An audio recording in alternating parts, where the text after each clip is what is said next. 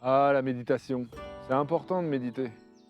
L'alignement parfait entre l'esprit, le cœur, le corps. Tout est bien, tout est beau, tout est juste.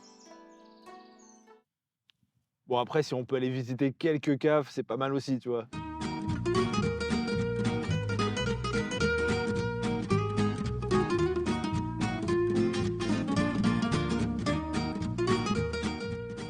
Bienvenue pour ce nouvel épisode de Là, on est d'accord, et je me trouve en Avignon, capitale des Côtes-du-Rhône.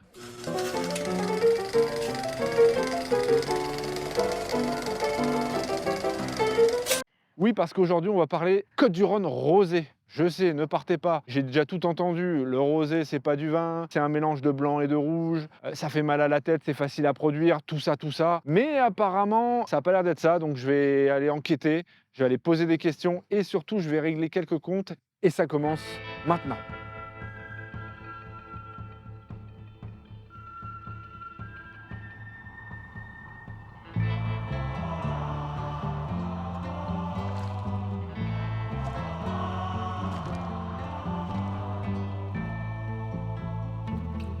Salut Vigneron, Moi, c'est Xavier. je prends note. Alors comme ça, on fait du rosé? Ouais, pourquoi? Ça te pose un problème? Faut voir. Moi, je suis pas fan. Bah, c'est que tu dois pas en boire du bon alors. T'es en train de dire que je sais pas choisir mes vins? Faut voir. Ah ouais, Goûte mon rosé. j'aime pas le rosé. Goûte! Non, j'aime pas ça. Ah, ok, c'est ce qu'on va voir. Ok, s'il faut en arriver là.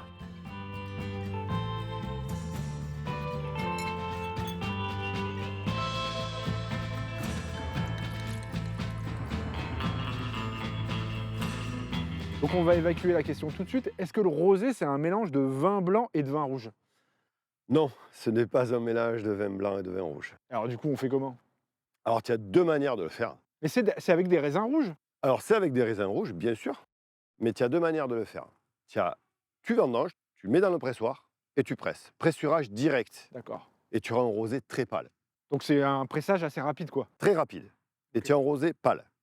Deuxième possibilité de faire un rosé, tu le mets en cuve comme pour faire une vinification en rouge, tu le laisses macérer quelques heures et tu saignes ta cuve. On appelle ça un rosé de saignée parce qu'on soutire le jus par le bas de la cuve, on D'accord. saigne la cuve. Ok, ok. On dit souvent aussi que c'est un vin facile à produire. Là déjà, ce que tu as l'air de me dire, c'est qu'il y a quand même un savoir-faire. Un rosé, c'est pas facile à produire. D'accord. Il y a de la technique derrière. Et donc là, on a un rosé de presse, de macération. C'est un rosé de presse, mais un petit peu amélioré par la macération pelliculaire dans le pressoir. T'aimes C'est bien pas- compliquer les choses. Je complique pas les choses, c'est juste moins facile. Ouais, c'est ça, c'est ça. Mais on va goûter. Moi, enfin, si on peut goûter, hein, si tu m'autorises.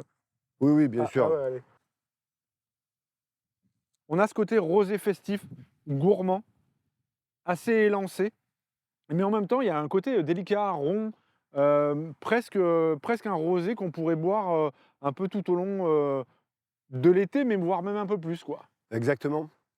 C'est un rosé avec une macération donc pelliculaire. Il est un petit peu soutenu, mais la couleur elle trahit un petit peu ça, c'est-à-dire que ça va être un rosé aussi de repas. Mais D'accord. on va pouvoir bien l'apprécier à l'apéritif, sur les grillades, sur des salades, sur des pizzas, et en même temps on va faire le repas avec parce que justement il y a ce côté vineux de rosé. Eh ben, tu viens d'abattre quelques préjugés. Shérif, merci. C'est toujours Xavier, moi.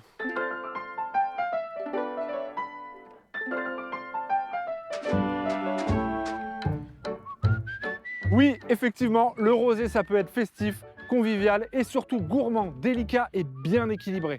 Bon, il paraît qu'on fait du rosé de gastronomie. Je demande à voir, mais je connais un gars qui connaît un gars qui connaît un autre gars qui peut me renseigner. Alors du coup, j'y vais.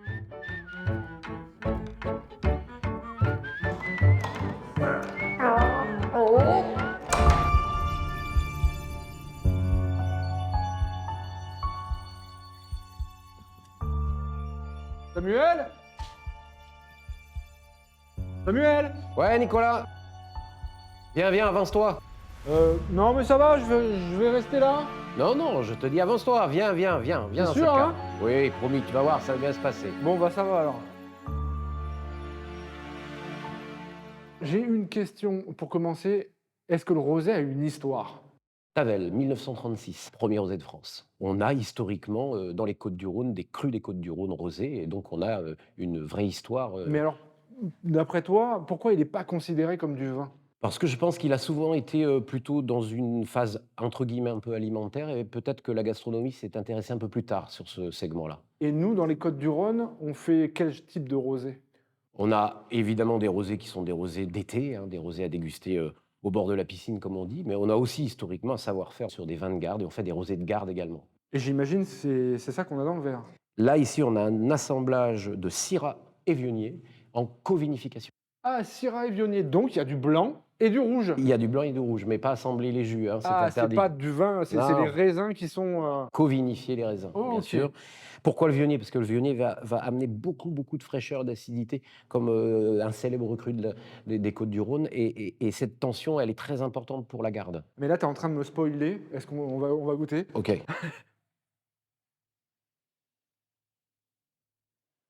Mm.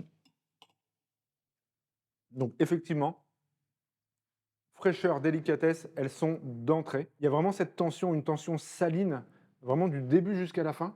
Et une rondeur, on sent que le vin, il prend son temps, on a envie de le garder en bouche.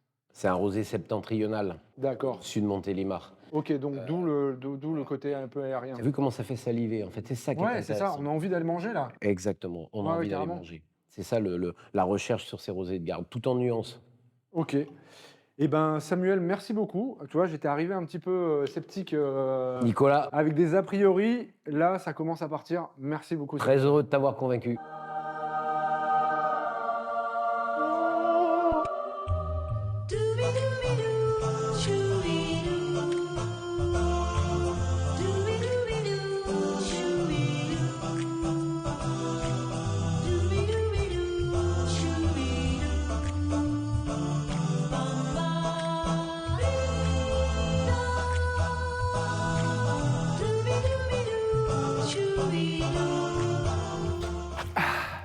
Bon, d'accord, je me suis peut-être un peu trompé. Le rosé, c'est pas si mal que ça. Néanmoins, il faut que ça passe encore le test de la table. Et pour ça, on va aller voir un chef pour qu'il nous donne son avis. D'ailleurs, c'est quel resto? Attends, on n'a pas de resto? Comment ça, on n'a pas de resto? Ah bah, tu nous as rien dit du tout. Oh, la boulette. Oh, la boulette. Oh, la boulette.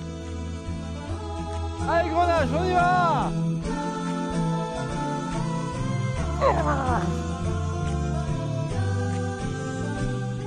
Ah bah Grenache.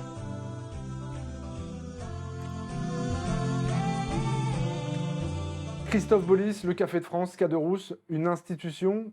Comment on en arrive là? Le travail. J'ai été formé sur Nice. Ouais. J'ai eu 3 établissements dans la région. Et tu proposes quelle cuisine ici? Une cuisine locale, en proximité, et vraiment une cuisine ouverte sur plein de produits, en fait. Si je te dis rosé et gastronomie, ça t'inspire quoi? Ça m'inspire nouveauté et beaucoup de surprises. Quel genre de surprise les Côtes-du-Rhône peuvent apporter dans l'accord mets et vin gastronomique? Le côté sucrosité du vin et du rosé, qui va ramener un peu de légèreté sur des plats un peu vifs. Eh ben moi, figure-toi que j'ai 3 vignerons qui vont venir manger et je voulais savoir si tu pouvais préparer quelque chose Oui, pour... la semaine prochaine. Moi, je voyais plus un truc comme maintenant. Mais non, Et du coup, c'est un défi là que tu me lances. Oh, ouais, mais du coup, je peux t'accompagner, je pense. Non, Non, je là, peux pas j'ai rester. j'ai besoin d'être seul dans la cuisine. Du coup, je vais... Oui, tu peux partir, tu vas à côté. Un petit câlin? Non. Bon, très bien, c'est toi qui vois. Ça marche, bah, à tout à l'heure, chef. À tout à l'heure.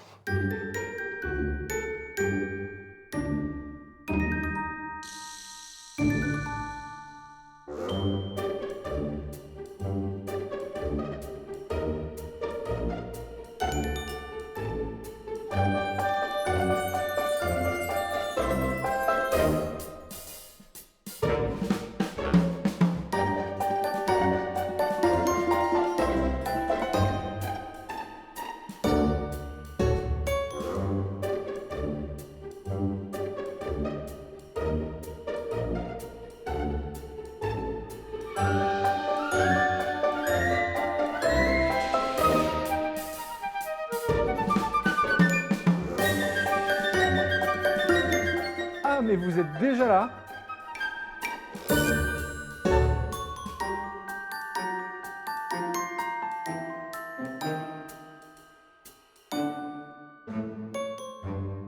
Bonjour à tous. Salut. Vous allez bien? Ça va? Vous avez fait bonne route? Vous êtes là pour tester le rosé et la gastronomie. On va se servir un petit verre pour commencer en attendant le chef. Allez, peu importe, on commence par lequel? Tiens. Et voilà, chef. Voilà le farci de mon enfance. C'est des courgettes, des tomates et des poivrons farcis. Avec une viande en pot-au-feu, c'est pour ça que j'appelle le farci de mon enfance. Merci beaucoup. Bonne dégustation. Bon appétit. Hein, on va goûter les vins, vous pouvez vous servir. Ouais, carrément, on va le faire dans l'ordre de la tour. Merci beaucoup. Ah bah oui, je pense pas trop de bugs.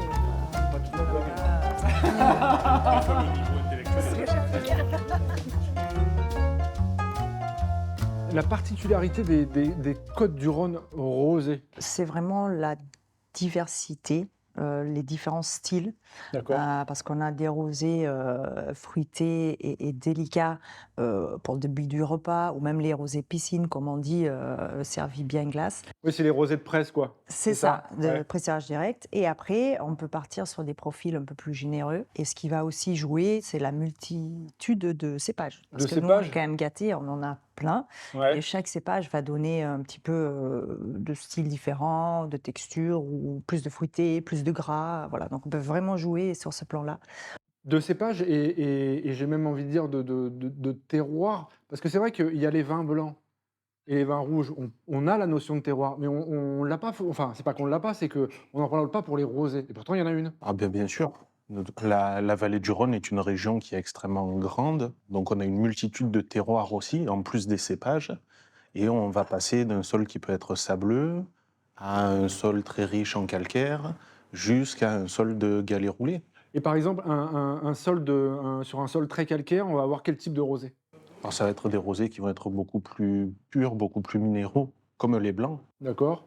Et les galets roulés, on va avoir quelque chose de. Galets roulés, on va être alors en plus sur des productivités qui vont être encore plus faibles, parce que c'est des sols très difficiles généralement, qui Ouais. sont assez pauvres en éléments nutritifs.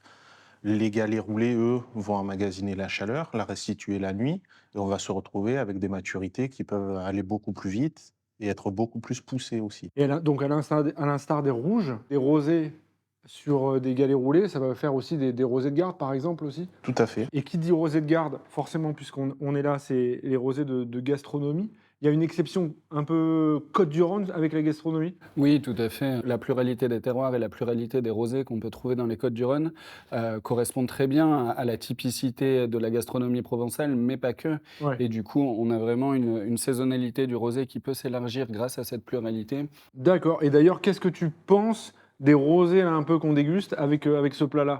Ça Mais matche bien? justement, je trouve que c'est très bien parce qu'on a la petite salade qui est assez assaisonnée, qui est assez pepsée et qui répond très bien à des rosés un petit peu plus légers. Ouais. Et après, le côté vraiment réconfortant de la viande de pot-au-feu, un petit peu plus grasse et généreuse, qui correspond aussi un petit peu plus à des rosés avec un petit peu de matière. Et on a toujours la trame avec le coulis de tomate et le poivron, la trame provençale, qui est notre identité.